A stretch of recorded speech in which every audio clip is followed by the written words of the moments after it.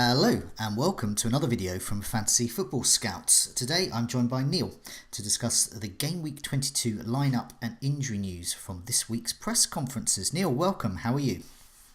I'm all right. Yeah, Happy New Year to yourself Yeah. and to everyone watching as well. Thanks. I want to say thanks to everybody for some nice messages that we got over Christmas about the efforts we were putting in and that. So that was really appreciated. So hopefully help you out again today. Yes. We I think there was one week where we heavily backed Hazard and he flopped, but on paper he was a good option then. But Yeah. but other than that, I think we recommended some good ones as well, and particularly Paul Pogba, those who managed to captain him for his mega haul. But yeah, let's move on now. Before we get to one of the key captaincy options this week and find out how his team are doing in terms of team news, and that's Arsenal and Aubameyang. There's been some interesting developments of the team they face, West Ham. So what's been going on at West Ham this week, in particular around Marko Arnautovic? Yeah, there's two things to look out for in January because as well as the team news, you've got ongoing transfer rumours and bids and everything like that being reported on, which can affect your planning. So yeah, just as Arnautovic is back on the fantasy radar, he scored twice against Brighton. West Ham have reportedly had a bid put in for him from a Chinese club. Now, the good news is that he's recovered from the back problem that he substituted with against Birmingham last weekend. The bad news is that apparently, and I'm not sure how true this is, he wants away from West Ham. Okay. This brother and his agent, who's one and the same person. So what have West Ham got to say about that? Well, they've put out a statement saying that he's got a contract and they fully expect him to honour it. There are some eerie parallels with Dimitri Payet when he sort of put his foot down and demanded to move away back to Marseille, and West Ham were standing firm, and eventually he got his own way. But yeah, it remains to be seen what happens this weekend. It sounds like he's fit. Whether he's mentally fit, whether he's got the hump or anything, we don't know. I think he's the professional sort. Although he sort of he made similar noise at Stoke and sort of carried on playing there. Yeah. So yeah, it's something you don't want to hear as an Arnautovic owner. But Pellegrini and West Ham are pretty firm on the matter, so I think he should be in the shake-up for a visit to Arsenal tomorrow. Yeah, it's one of those things. If you own him, obviously hold him, and as you said, Yeah. he is a professional there. He should carry on still, even if him and his brother, his agent, who's his brother, want him to move. But at the same time, I think if I didn't have Arnautovic and I was thinking of getting him in, I'd probably be thinking twice now until we find out exactly what's going to happen. But there's just before we move on to Arsenal, at the back with West Ham, I understand there might be some defensive problems there. Yeah, we finally got news on Fabian Balbuena, who's been missing for the past couple of weeks, but we hadn't had any kind of update from Pellegrini. He's got a knee problem, and he's going to be out for 6 to 8 weeks. So that's a big chunk of the season gone. Now, I was quite impressed with Balbuena. I mean, West Ham haven't really been that good defensively this season. I think they've only kept 3 clean sheets.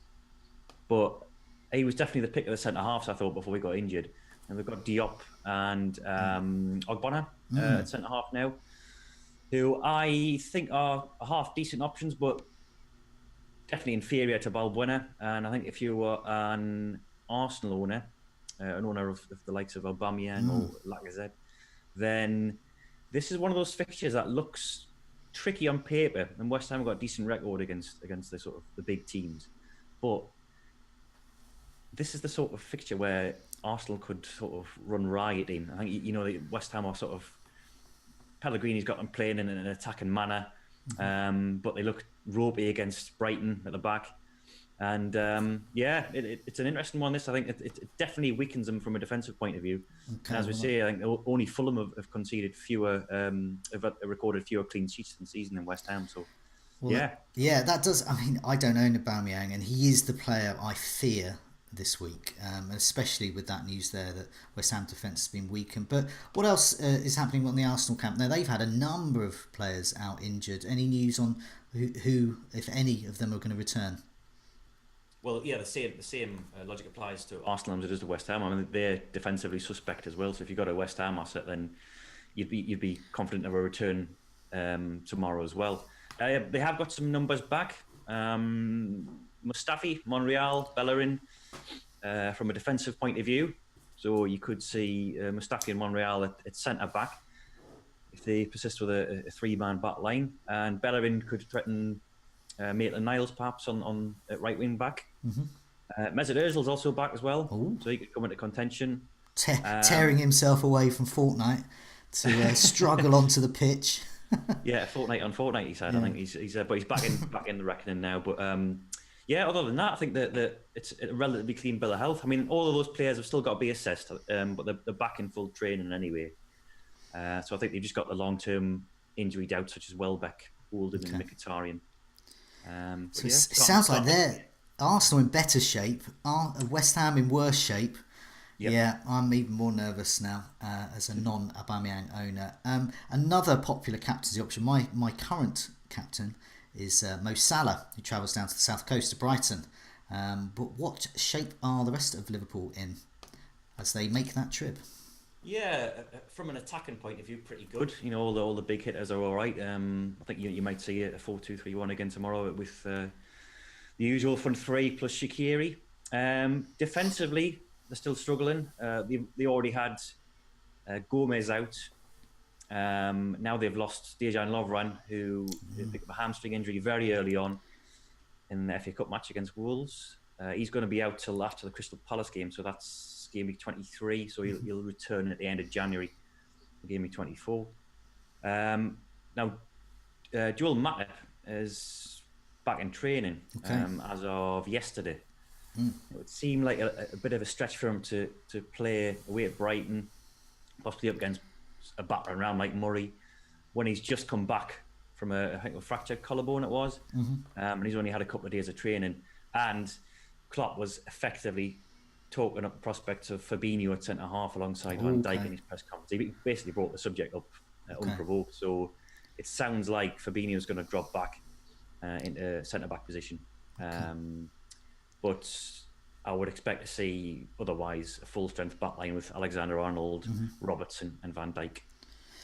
When it comes to Brighton, they're going to need their top players, their big performers, on top form for this encounter. So they're going to need the likes of Glenn Murray up top for the firepower, but also Duncan Duffy at the back as well. But what kind of shape are Brighton in before this? Yeah, not too bad. They've got a long-standing problem with Izquierdo, who's going to be missing again. And they've also got Jan Bach and Matt Ryan away at the Asian Cup. And they've lost Bernardo, who's the left back, I believe. So perhaps you could shed more light on this. They'll have Gaetan Bong, is that right? He'll be coming in to replace him. Yeah, Bong was first choice really for a lot of last season. So yeah, I would imagine he'd be coming in. Yeah. Would you say he's an inferior option to Bernardo? He's played quite well, hasn't he, Bernardo? Yeah, it's hard to tell because Bong hasn't had the minutes this season. I've always been impressed with him. I've always liked him, and I think he was pretty good last season. I can't. There weren't too many occasions where he was particularly found out in the way that, say, I think Stevens sometimes has been found out at a higher level with the number of red cards he's picked up. This is something that happened to him in the Championship as well. I seem to remember a particular crunch game against Middlesbrough where he picked up a red card, and it was I think it was either a playoff, or it was one of the matches leading up to a playoff place or an automatic promotion place. And he's the player I think Liverpool should target if they want to try and get someone sent off. But no, I think Bong is fine. Having said that, he'll probably make a horrendous blunder, but I think he should be a safe pair of feet. What about Chelsea? Now, if I was a Hazard owner, I would not want to hear that Morata is fit and raring to go. So what's the latest for Chelsea as they prepare to host Newcastle? Yeah, Morata's fit and raring to go. Oh my God. No, he's back in training anyway. He's still got to have a late fitness test. I personally don't think he's going to start. No. I think you saw in midweek that as well as Morata coming back to fitness now, Giroud's back, Williams back, and Pedro's back. So from having a situation where Hazard had to play on the left wing basically over the last couple of games of the festive period, he's got a real wealth of options now up front. So in midweek in that Carabao Cup game against Spurs, Hazard was back in a central position, and they had Willian and Hudson-Odoi on the flanks alongside him. I think it'll be a similar setup this weekend. I think Hazard will start as the false nine. I think you'll probably see Pedro come in for Hudson-Odoi, who, sorry, just been talking about it, feels a little bit tired, so he's played the FA Cup game and the EFL Cup game. So yeah, I think Sarri's made no secret about how much he prefers Hazard as the central spearhead of the attack. So I think that might be the way it goes tomorrow. But he has got plenty of options if he wishes to change it now. Yeah, no, that is. I mean, my first thought would be, because we've known this season when Morata plays, Hazard's attacking returns just drop off a cliff. Because basically Morata's not converting all the wonderful chances that Hazard's creating, and his other teammates. But I think from what you say there, I think you're probably right there, because he was saying that he may feature as well, rather than he's ready to go. Ready to start, and he does have those options, and we know that he prefers them. There's also talk that Morata may be off this transfer window to I think it's Sevilla are interested in him, but at the same token there's also talk that Willian may be off as well, but whether that's from Willian's agent or not we don't know. So we don't know there, but I think you're probably right. I'm gonna agree with you on that one. Manchester United, they've been having a lovely time over in Dubai in the sun. Warm weather training. There's a wonderful clip on Twitter of Paul Pogba being interviewed by the pitch side, and a ball training from his teammates training, a ball comes flying over towards him, and without any kind of without any effort, he just moves his foot backwards, back heels it into control, this flying ball, and then just moves it out the way. And so he's looking good. if he obviously brings a chair with him while he's playing. What news from Solskjaer and Manchester United on their warm weather jolly? Yeah, well, it was Pogba that most people were interested in, because he picked up a knock in the Newcastle game. I think it must have been the incident where Shelvey committed some kind of assault on him. Now he's basically been declared fit, which is the good news. He's come through the last couple of training sessions. Such as he did have some problems initially, but he's fine now. So I fully expect him to be in the starting lineup on Sunday against Spurs. Not much news elsewhere. There was no update on Sanchez, who picked up a hamstring strain against Reading. Rojo was definitely out, but Smalling could come back into contention. He's been back in training as well. He's been missing with a foot problem, so he could threaten Phil Jones starting centre half. I was also reading there was some talk in the tabloids and the red tops that that pretty much Rashford has been told by Solskjaer that he is the preferred striker up top, whether on his own or alongside Lukaku as well. So that's potentially good news. He's a player I've certainly got my eye on from game week 23 onwards. But against Spurs, I think that could be potentially a tricky one. You never know. They're in such great form at the moment. The other half of Manchester as well, they've had a few injury problems and a few kind of illness and things like that. What's the latest from Pep? Yeah, nothing new from Wednesday night when they beat Burton, but two players who missed out then, Aguero and company, there's still slight doubts for Monday night. I think the fact that it is on Monday and they've got an extra couple of days makes you more confident that both Aguero and company will feature. But yeah, Aguero is the one most people being bothered by. He's been ill. He's got sick straight after the Liverpool game and missed out in the two cup games since. But he returned to training yesterday, and Pep's hopeful of his involvement. I think the fact that it was a sickness rather than anything injury related makes you more confident of him playing against Wolves on Monday. Yeah. Now Wolves, I don't know if we've got any update about Wolves as well. Now Wolves are a tricky set of customers when it comes to the top teams. They've surprised a lot. They don't concede that many against the top teams, and they score against the top teams as well. Any news from the Wolves camp, or is it kind of business as usual? We haven't got the Wolves presser yet. Oh. It was scheduled for 1, but often we don't hear it until well into the afternoon due to various embargoes and things like that. Okay. So yeah, I've just checked there with Tim Spears, who's a reliable source. works for the Express and Star, and he's got nothing posted Okay. yet. So I think it'll be later in the afternoon anyway. Okay, well that's something for people to watch out for as well. But as Yeah. far as we know, we think they may be okay. Looking elsewhere amongst the fixtures as well, I know just as we were coming on air, the Spurs were having their press conference. Any particular news there? Nothing that would concern fantasy manager. I think. I mean, Lucas Moura's a slight doubt. He missed out against Chelsea. He's going to be assessed.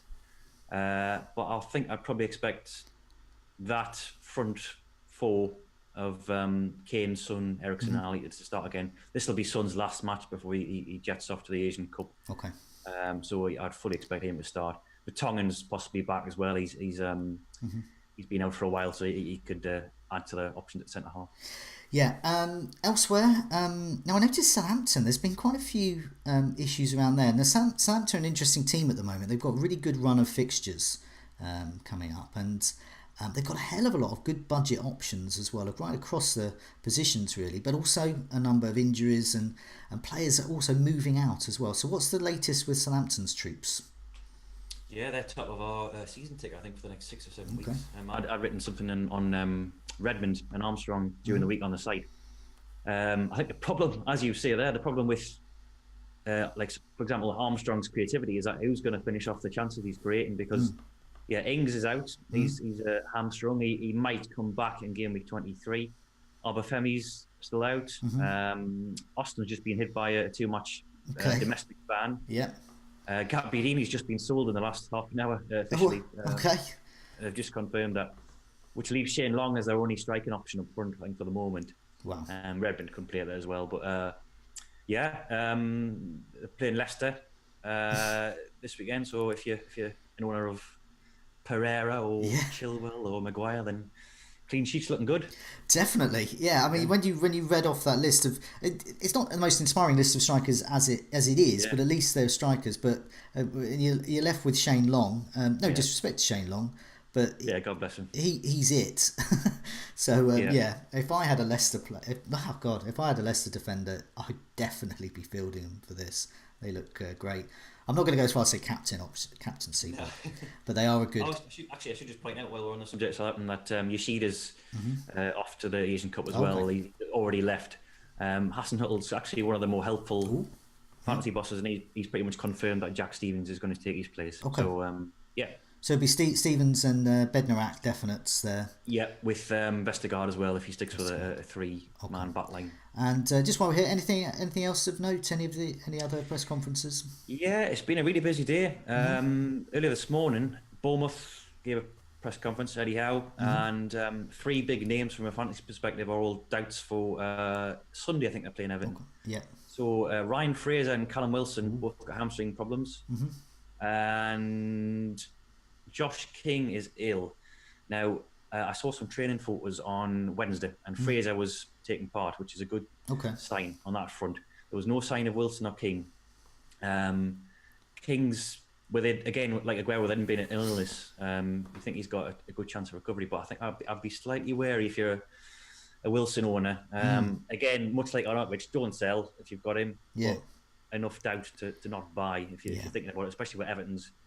So that could see a whole bunch of kind of wingers and midfielders possibly be fielded up front. We've seen Brooks up there. Yep. We've even seen Fraser up there as well. Last weekend, and I guess Stanislas as well can also play that role. So it does heighten the prospects of an Everton clean sheet, though, by the sounds of it.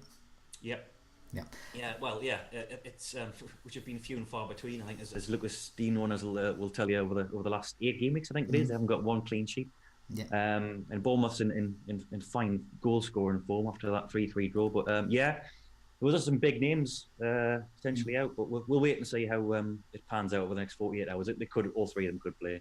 Okay. Anything else? Bits and bobs. I think it's probably best if I say them for the team news roundup later on, because they're not names that would concern fantasy managers too much. Top of my head, Goodmanson's got a niggly thigh. It's a weekly update. He's always injured.